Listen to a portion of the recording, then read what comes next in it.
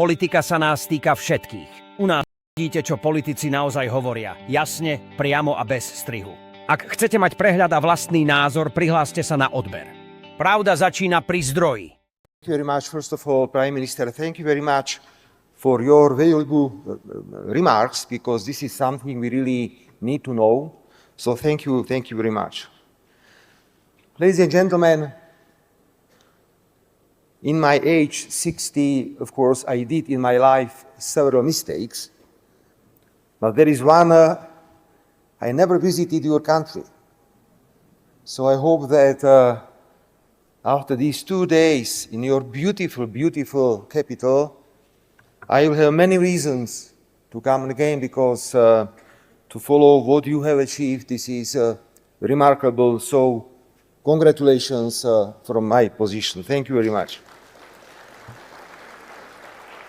Dear Prime Minister, Mr. President, Speaker of the Parliament, distinguished colleagues, thank you very much for your kind invitation, and I am honored to address you today to open this conference. I want to congratulate Armenia and Prime Minister of your country for conveying this second edition of Yerevan Dialogue. It is an important forum for discussion about pressing regional and global issues. In my opening remarks, I would like to present the foreign policy priorities of my government, the role of Slovakia's global partnerships, and of course, our efforts to promote peace and Slovakia's relations to Armenia. Allow me to start with a few remarks concerning the sovereign foreign policy of Slovakia. First of all, I will say once again that the European Union and NATO represent the vital operational environment for Slovakia. These integration frameworks have built the modern foundations of peace and prosperity in Europe and in my country.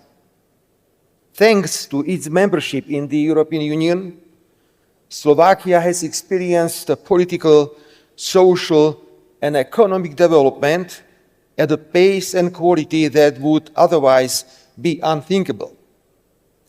We support deeper EU cooperation and integration in economic areas that can create more prosperity for our citizens. However, this does not mean we cannot be critical of certain EU policies and decisions. For example, my government opposes the EU Commission's recent proposals to end all imports of Russian energy. Slovakia has been implementing robust steps to diversify its energy resources. We understand the risks of over-dependency on a single supplier. But the current EU proposal is, in my opinion, short-sighted. I believe it will harm our competitiveness and energy security, especially in the nuclear energy domain. There is no certified fuel alternative available for Slovakia's reactors in the near time. In our foreign policy, we reflect the shift in the geopolitical gravity to Asia and global south and build new partnerships. I visit many countries around the world and do my best to invest in relations with our partners in Asia, Africa, or South America.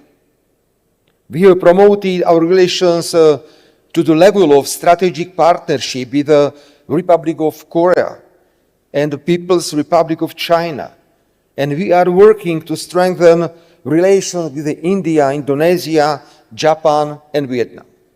As a small, open and export-oriented economy, we are clearly not happy to see that global rise in economic protectionism, unfair trade practices, and trade war. In Slovakia, ladies and gentlemen, the automotive industry is the backbone of our economy. According to some estimates, some 20,000 jobs in Slovakia could be threatened in case of an escalating trade war with the United States. For this reason, we need to intensify trade relations with the nations interested in free trade and diversify our export destinations.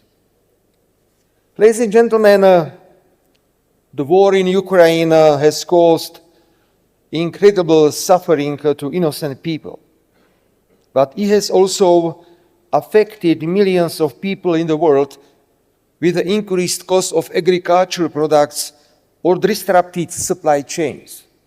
It is obvious that neither Ukraine nor Russia can achieve a strategic breakthrough on the battlefield, and there is no military solution to this conflict.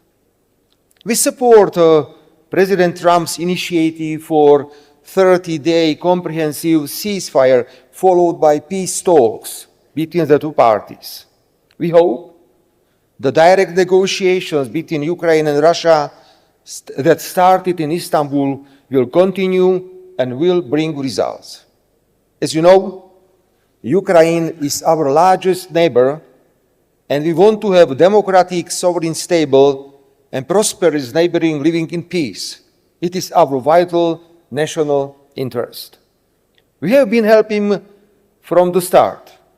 Since the beginning of the war conflict in Ukraine, Slovakia has provided total aid in the amount of 3.5 billion euros, which makes us one of the countries with the highest level of solidarity with the Ukraine in terms of proportion of aid to the country's GDP. If Ukraine meets the criteria, we will support integration into the European Union. Ladies and gentlemen, finally, let me say a few words about Slovakia and your beautiful country. Our countries enjoy friendly bilateral relations. We share a strong Christian heritage. Armenia is Slovakia's key trading partner in this region, and our trade is growing. I want to give an additional impetus for expanding our trade, especially in the areas of nuclear energy, automotive, defense, and tourism. And I believe Prime Minister will have a lot of time today to discuss all these aspects, perspective of cooperation. We strongly support closer relations of Armenia with the European Union. Slovakia is ready to share our experience from introducing challenging market and social reforms to help you reaching the full potential of the EU-Armenia comprehensive and enhanced partnership agreement and the visa liberalization dialogue. We will continue to support the presence of EU's observation mission in Armenia, as its value has been proven on many occasions. Slovakia's return to NATO's KFOR peacekeeping mission in Kosovo this year is another opportunity for close cooperation between our armed forces. Armenia's contribution to the stability of the Western Balkans is highly appreciated. To conclude, I want to commend Prime Minister for your leadership in efforts to find a final peace settlement with Azerbaijan. Once again, thank you very much for all this useful and valuable information you just provided to all of us.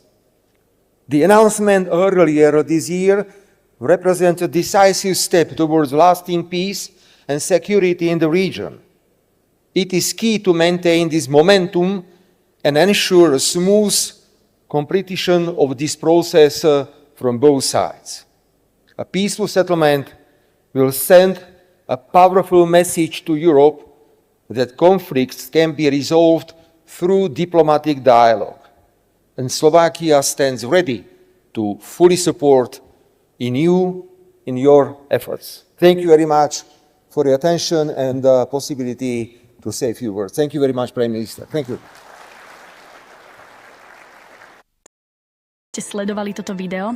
Ak nechcete prísť o dôležité vyjadrenia a aktuálne dianie v politike, nezabudnite sa prihlásiť na odber a zapnúť si upozornenia. U nás nájdete to, čo naozaj odznelo, bez úprav a priamo od zdroja.